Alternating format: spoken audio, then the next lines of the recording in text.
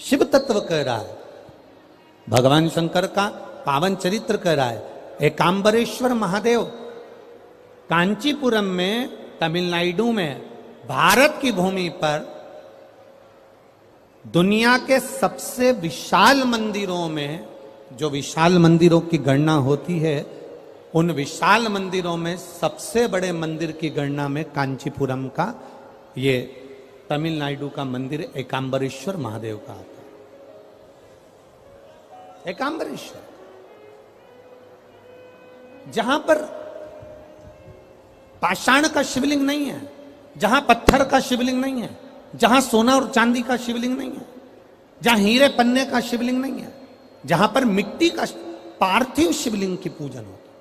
अब जरा विचार करिएगा, गुरुजी क्या बात कर रहे हो, ये पार्थिव शिवलिंग, मिट्टी का शिवलिंग जहां एकांबरेश्वर महादेव के मंदिर में पूजा जाता है, वहां क्या वो शिवलिंग मिट्टी का फटा नहीं होगा? क्या उसमें दरार नहीं पड़ी होगी? क्या वो मिट्टी का शिवलिंग बेकार नहीं हुआ होगा? हम जब पार्थिव शिवलिंग का निर्माण करते हैं तब उस समय उसमें हम बहुत से पदार्थ डाल देते हैं। आप कुछ डालें ना डालें, दो चीजें मिट्टी के अंदर अवश्य डालें, एक मक्खन या दूध या गाय का, जम के बोलो, घी, और दूसरा भस्म। ये दो चीजें क्यों डालना चाहिए? कि शिवलिंग अच्छा बनेगा, शिवलिंग पक्का रहेगा, दरार नहीं पड़ेगी, उसके लिए डालना चाहिए क्या? ना ना ना, पार्थिव शिवलिंग का निर्माण करने वाले दो चीजों का स्मरण अवश्य रखें। पहला, मिट्टी के अंदर जब हम मक्खन, दूध या गाय का घी डालकर शिवलिंग का निर्माण करते हैं, जिसके घर में वंश नहीं बढ़ता, 20 साल, 25 साल, 15 साल, 12 साल हो गए हों, और जिसके घर में बच्चा ना हुआ हो, हम उनसे भी निवेदन करेंगे कि प्रत्येक प्रदोष, प्रत्येक शिवरात्रि, हर महीने प्रदोष आती है, हर महीने शिवरात्रि आती है, प्रत्येक शिवरात्रि, प्रत्येक प्रदोष को आप मिट्टी के अंदर मक्खन या गाय का दूध या गाय का घी, देसी गाय का मिलाकर शिवलिंग बनाकर उसकी पूजन करना प्रारंभ करें। 1 साल पूरा नहीं होगा, भले 20 साल हो गए होंगे, पर आपका गर्भ जरूर ठहरेगा, ये निश्चित। भले 20 साल हो गए, 22 साल हो गए, 25 साल हो गए, डॉक्टर ने मना कर दिया नहीं होगा, फिर भी आप बाबा पर भरोसा, बोल बम का नारा है, बाबा है। आप विश्वास के साथ शिव की आराधना करिए। गाय, देसी गौ माता का दूध, मक्खन, घी, ये हमारे मिट्टी के अंदर मिलाकर जब हम शिवलिंग का निर्माण करते हैं तो हमारा वंश बढ़ता। दूसरा, भस्म। दूसरी चीज क्या है? जम के बोलो जरा, पीछे वाले भी, और जितने आसपास के जितने पांचों पंडालों में जो बैठे हैं, जो अलग से पंडाल लगाए गए हैं उनमें भी जो भरे बैठे हैं, इधर के पंडालों में पीछे वाले, और जितने लोग रोड पर बैठे हैं, जितनी दुकानों के अंदर बैठे हैं, वो भी जरा सावधानी से सुनना।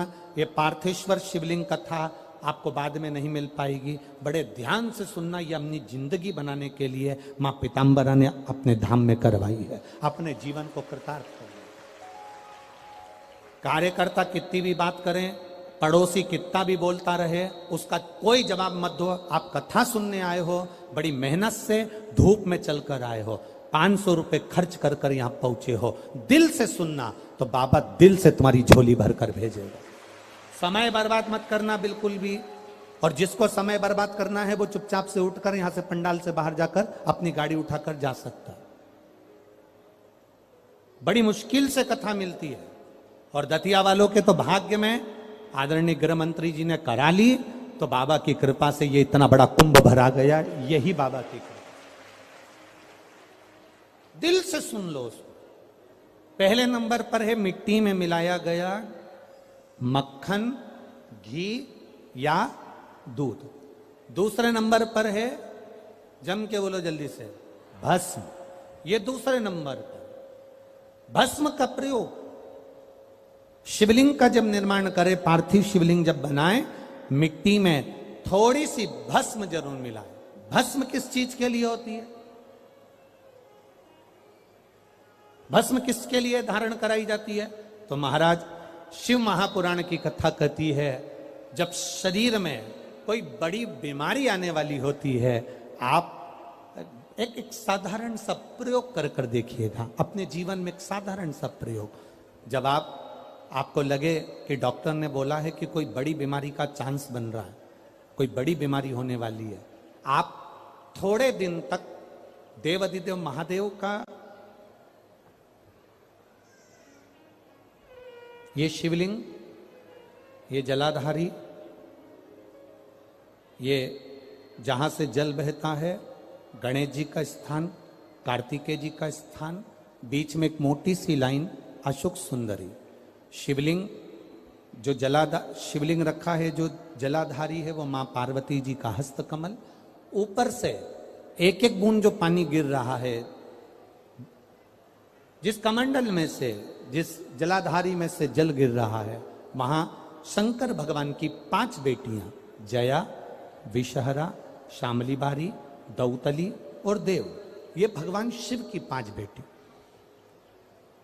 जब आपको लग रहा है कि मेरी जांच होने जा रही है, जब आपको लग रहा है कि मुझे डॉक्टर को दिखाने जा रहे हैं, मुझे लग रहा है कि कोई बड़ी बीमारी ना निकल जाए, अल्ट्रासाउंड करा रहे हैं, एक्सरे करा रहे हैं, उससे पहले घर में अगर थोड़ी सी भस्म रखी है, उस भस्म को जब आप जल चढ़ाने के लिए शिव जी के मंदिर में जाओ, हॉस्पिटल में दिखाने के लिए जांच कराने जाओ, उससे पहले एक काम जरूर करना, शंकर भगवान का जहां शिवलिंग रखा है, उस शिवलिंग के पास में भस्म का लेपन कर कर देवाधिदेव महादेव पर 1 लोटा जल समर्पित कर कर उसी भस्म को अपने कलेजे पर, अपने हृदय पर लगाकर देवाधिदेव महादेव का पंचाक्षर मंत्र नमः शिवाय, षडाक्षर मंत्र ओम नमः शिवाय या श्री शिवाय नमस्तुभ्यम बोलकर फिर आप जांच के लिए चले जाओ। कोई बड़ी बीमारी तुम्हारी जिंदगी में निकल ही नहीं सकती। भस्म भस्म हो, भस्म का काम क्या? हमारे रोग को, हमारी बीमारी को, हमारे आने वाले जो रोग हैं, जो बीमारी है, जो तकलीफ है, उसको समाप्त करती है भस्म का प्रयोग।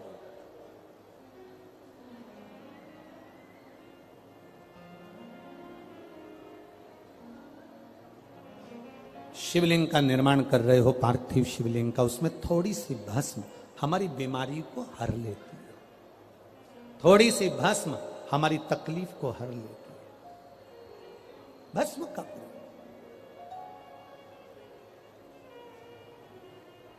चपटी भभूत में है खजाना कुबेर का। शिव के शरीर से, भगवान देवाधिदेव महादेव के तन से लगी हुई भस्म साधारण नहीं है। भस्म को चढ़ाने वाला भी साधारण नहीं होता और भस्म को लेने वाला भी साधारण नहीं होता। शंभु शरण पड़ी मांगो घड़ी रे घड़ी, दुख काटो दया दर्शन आपो। पार्थिव शिवलिंग का निर्माण करते समय 2 चीजें ध्यान से अवश्य मिलाएं। पहला माखन, घी, दूध, दूसरा भस्म, दूसरा भस्म धारण भी करना चाहिए। शिव तत्व कह रहा है, भगवान शंकर का पावन चरित्र कह रहा है।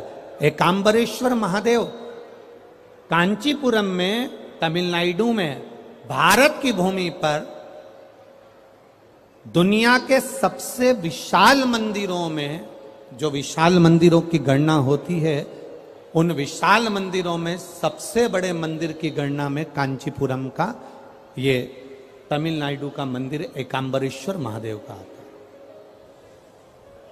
एकांबरेश्वर,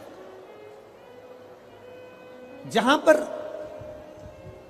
पाषाण का शिवलिंग नहीं है, जहां पत्थर का शिवलिंग नहीं है, जहां सोना और चांदी का शिवलिंग नहीं है, जहां हीरे पन्ने का शिवलिंग नहीं है, जहां पर मिट्टी का पार्थिव शिवलिंग की पूजन होता। अब जरा विचार करिएगा, गुरुजी क्या बात कर रहे हो? ये पार्थिव शिवलिंग, मिट्टी का शिवलिंग, जहां एकांबरेश्वर महादेव के मंदिर में पूजा जाता है, वहां क्या वो शिवलिंग मिट्टी का फटा नहीं होगा? क्या उसमें दरार नहीं पड़ी होगी? क्या वो मिट्टी का शिवलिंग बेकार नहीं हुआ होगा?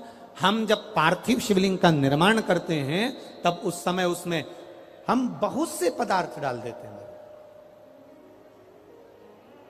आप कुछ डालें ना डालें, दो चीजें मिट्टी के अंदर अवश्य डालें, एक मक्खन या दूध या गाय का, जम के बोलो, घी, और दूसरा भस्म। ये दो चीजें क्यों डालना चाहिए? कि शिवलिंग अच्छा बनेगा, शिवलिंग पक्का रहेगा, दरार नहीं पड़ेगी, उसके लिए डालना चाहिए क्या? ना ना ना ना। पार्थिव शिवलिंग का निर्माण करने वाले दो चीजों का स्मरण अवश्य रखें। पहला, मिट्टी के अंदर जब हम मक्खन, दूध या गाय का घी डालकर शिवलिंग का निर्माण करते हैं, जिसके घर में वंश नहीं बढ़ता, 20 साल, 25 साल, 15 साल, 12 साल हो गए हों और जिसके घर में बच्चा ना हुआ हो, हम उनसे भी निवेदन करेंगे कि प्रत्येक प्रदोष, प्रत्येक शिवरात्रि, हर महीने प्रदोष आती है, हर महीने शिवरात्रि आती है, प्रत्येक शिवरात्रि, प्रत्येक प्रदोष को आप मिट्टी के अंदर मक्खन या गाय का दूध या गाय का घी, देसी गाय का मिलाकर शिवलिंग बनाकर उसकी पूजन करना प्रारंभ करें। 1 साल पूरा नहीं होगा, भले 20 साल हो गए होंगे, पर आपका गर्भ जरूर ठहरेगा, ये निश्चितता। भले 20 साल हो गए, 22 साल हो गए, 25 साल हो गए, डॉक्टर ने मना कर दिया नहीं होगा, फिर भी आप बाबा पर भरोसा, बोल बम का नारा है, बाबा है। आप विश्वास के साथ शिव की आराधना करिए।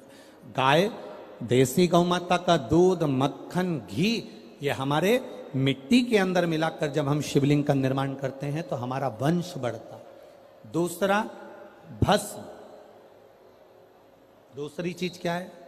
जम के बोलो जरा, पीछे वाले भी, और जितने आसपास के जितने 5 पंडालों में जो बैठे हैं, जो अलग से पंडाल लगाए गए हैं उनमें भी जो भरे बैठे हैं, इधर के पंडालों में पीछे वाले, और जितने लोग रोड पर बैठे हैं, जितनी दुकानों के अंदर बैठे हैं, वो भी जरा सावधानी से सुनना।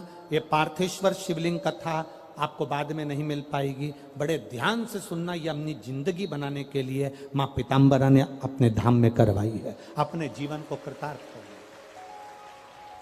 कार्यकर्ता कितनी भी बात करें, पड़ोसी कितना भी बोलता रहे, उसका कोई जवाब मत दो। आप कथा सुनने आए हो, बड़ी मेहनत से धूप में चलकर आए हो, 500 रुपए खर्च कर कर यहां पहुंचे हो, दिल से सुनना तो बाबा दिल से तुम्हारी झोली भर कर भेजेगा। समय बर्बाद मत करना बिल्कुल भी, और जिसको समय बर्बाद करना है वो चुपचाप से उठकर यहां से पंडाल से बाहर जाकर अपनी गाड़ी उठाकर जा सकता है। बड़ी मुश्किल से कथा मिलती है, और दतिया वालों के तो भाग्य में आदरणीय गृह मंत्री जी ने करा ली, तो बाबा की कृपा से ये इतना बड़ा कुंभ भरा गया, यही बाबा की कृपा। दिल से सुन लो उसको। पहले नंबर पर है मिट्टी में मिलाया गया मक्खन, घी या दूध। दूसरे नंबर पर है, जम के बोलो जल्दी से, भस्म। ये दूसरे नंबर पर भस्म का प्रयोग। शिवलिंग का जब निर्माण करे, पार्थिव शिवलिंग जब बनाए, मिट्टी में थोड़ी सी भस्म जरूर मिलाए। भस्म किस चीज के लिए होती है? भस्म किसके लिए धारण कराई जाती है?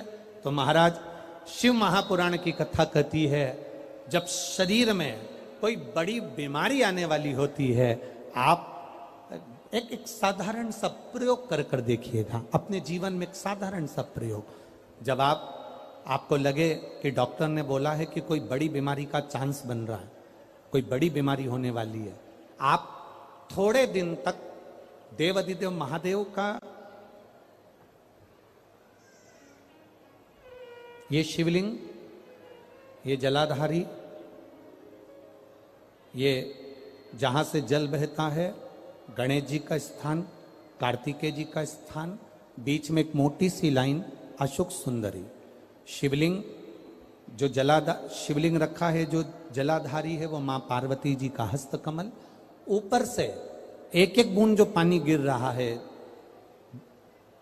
जिस कमंडल में से, जिस जलाधारी में से जल गिर रहा है, वहां शंकर भगवान की 5 बेटियां, जया, विषहरा, शामली बारी, दौतली और देव, ये भगवान शिव की 5 बेटी। जब आपको लग रहा है कि मेरी जांच होने जा रही है, जब आपको लग रहा है कि मुझे डॉक्टर को दिखाने जा रहे हैं, मुझे लग रहा है कि कोई बड़ी बीमारी ना निकल जाए, अल्ट्रासाउंड करा रहे हैं, एक्सरे करा रहे हैं, उससे पहले घर में अगर थोड़ी सी भस्म रखी है, उस भस्म को जब आप जल चढ़ाने के लिए शिव जी के मंदिर में जाओ, हॉस्पिटल में दिखाने के लिए जांच कराने जाओ, उससे पहले एक काम जरूर करना, शंकर भगवान का जहां शिवलिंग रखा है उस शिवलिंग के पास में भस्म का लेपन कर कर देवादिदेव महादेव पर 1 लोटा जल समर्पित कर कर उसी भस्म को अपने कलेजे पर, अपने हृदय पर लगाकर देवादिदेव महादेव का पंचाक्षर मंत्र नमः शिवाय, षडाक्षर मंत्र ओम नमः शिवाय या श्री शिवाय नमस्तुभ्यम बोलकर फिर आप जांच के लिए चले जाओ। कोई बड़ी बीमारी तुम्हारी जिंदगी में निकल ही नहीं सकती। भस्म भस्म हो। भस्म का काम क्या? हमारे रोग को, हमारी बीमारी को, हमारे आने वाले जो रोग हैं, जो बीमारी है, जो तकलीफ है, उसको समाप्त करती है भस्म का प्रयोग।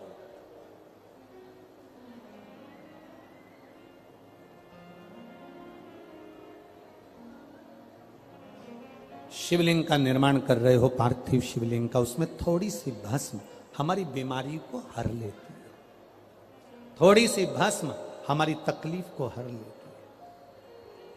भस्म का प्रयोग।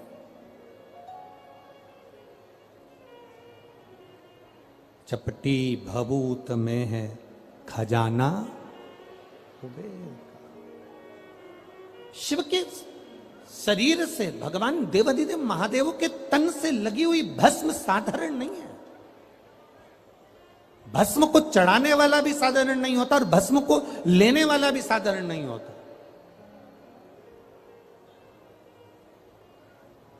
शंभु शरण पड़ी मांगो घड़ी रे घड़ी दुख काटो दया दर्शन आपो। पार्थिव शिवलिंग का निर्माण करते समय 2 चीजें ध्यान से अवश्य मिलाएं। पहला माखन, घी, दूध, दूसरा भस्म, दूसरा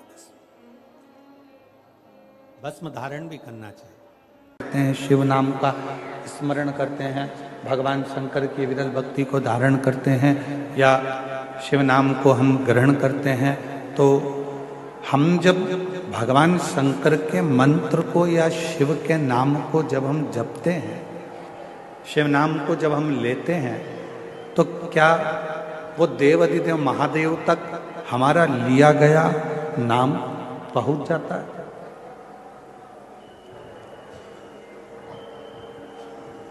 क्या देवादिदेव महादेव तक हमारा लिया गया नाम पहुंच सकता है? तो पहले तो अपने भीतर से एक भ्रम निकालो, अपने अंदर का एक भ्रम निकालो कि महादेव तक हम जो नाम ले रहे हैं वो पहुंचेगा कि नहीं पहुंचेगा। पहले अपने भीतर का ये भ्रम समाप्त करो। मतलब आपकी दृष्टि में ये है कि आपकी दृष्टि में लगता है कि ऐसा है कि शंकर भगवान हमसे बहुत दूर है, शिव जी हमसे बहुत दूर है। जब तो आपकी बुद्धि में यह बात आती है कि हम जो बात कहेंगे वो शिव जी सुनेंगे कि ना सुनेंगे, हम जो मंत्र बोलेंगे, जो मंत्र हम बोलेंगे वो मंत्र शिव जी तक पहुंचेगा कि नहीं पहुंचेगा, हम जो मंत्र का स्मरण करेंगे वो देवादिदेव महादेव तक पहुंचेगा कि नहीं पहुंचेगा। आपके भीतर यदि ये विचार चलता है तो मतलब आप ये विचार कर रहे हैं कि शंकर जी हमसे बहुत दूर है। पर शिव महापुराण की कथा कहती है, भगवान देवादिदेव महादेव का चरित्र कहता है, जिस समय पर आप भगवान देवाधिदेव महादेव का स्मरण करते हो, उनको याद करते हो, उनका स्मरण करते हो, उस समय पर आपको लगता है कि शिव बहुत दूर हैं, तो उन तक हमारी आवाज पहुंचेगी कि नहीं पहुंचेगी।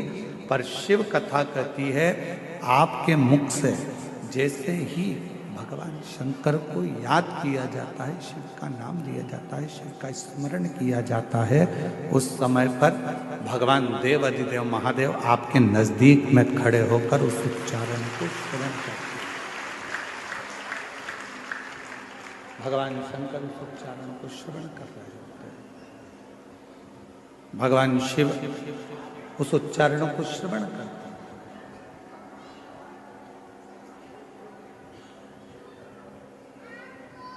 आवाज किन तक पहुंचना चाहिए? जो दूर है। जो करीब में है उन तक आवाज पहुंचाने की जरूरत ही नहीं पड़ती, वो हमारे अक्षरों को, हमारे शब्दों को देखकर भी समझ सकते। ब्रह्मा जी ब्रह्मलोक में, भगवान विष्णु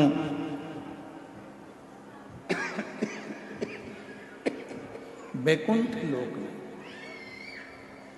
इंद्र लोक में, पर मेरा देव अधिदेव महादेव, मेरे भगवान शंकर, मेरे ओघड़दानी, मेरे शिव इसी मृत्यु लोक में। अब ब्रह्मा जी को यदि आपको कुछ कहना है तो भले तुमको तेज बोलना पड़ सकता है, भगवान विष्णु जी को अगर कुछ कहना है तो हो सकता है कि आपको तेज बोलना पड़ सकता है, पर यदि आपको भगवान शंकर से कुछ कहना है तो आपको तेज बोलने की जरूरत ही नहीं पड़ती, वो आपके पास में कंकर शंकर के रूप में विराजमान होकर उस बात को श्रवण करते हैं। बिल्कुल नजदीक में पहुंचकर, नजदीक में बैठकर उस कथा को श्रवण करते हैं, उस बात को श्रवण करते हैं। आपके नजदीक में खड़े होते हैं, नजदीक में बैठते हैं और वो कथा को सुनते हैं।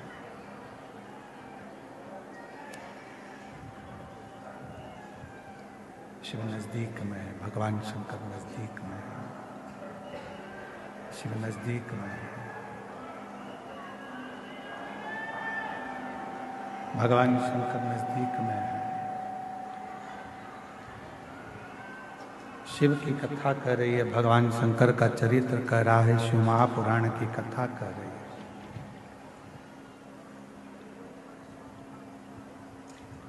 ध्यान नहीं रहा, इससे तो अच्छा रामायणी कुटी वाले महाराज जी के यहाँ का साउंड था, उन्हीं को लेकर आ जाते।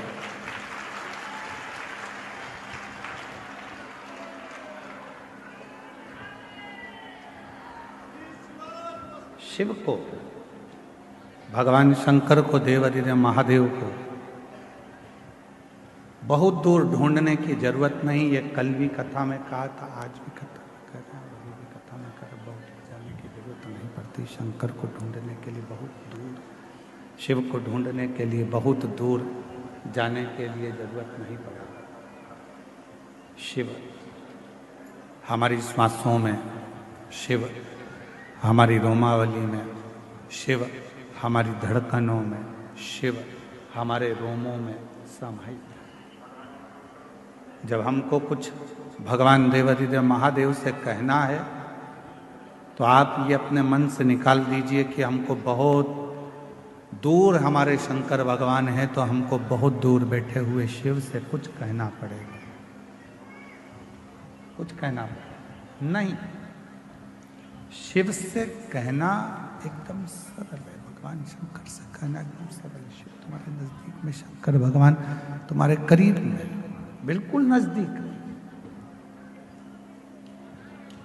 और जब हम भगवान शिव से अपने मन की कोई बात कहते हैं तो दुनिया के लोगों को लगता है कि शिव सुनेंगे ना सुनेंगे। शिव पुराण कहती है कि जैसे ही तुम बोलो नहीं तो भी तुम्हारे हृदय में अगर कोई भाव आता है जल चढ़ाते समय, तो शंकर भगवान तुम्हारे मन के भावों को भी पढ़ लेते हैं, सुन लेते हैं, स्वीकार कर लेते हैं। भगवान देवाधिदेव मन के भावों को, विचारों को सिर्फ अपने मन के भावों को, अपने विचारों को भी पढ़ लेते, सुन लेते, मन की शुद्ध भावों को भी पढ़ लेते, विचारों को भी पढ़ लेते।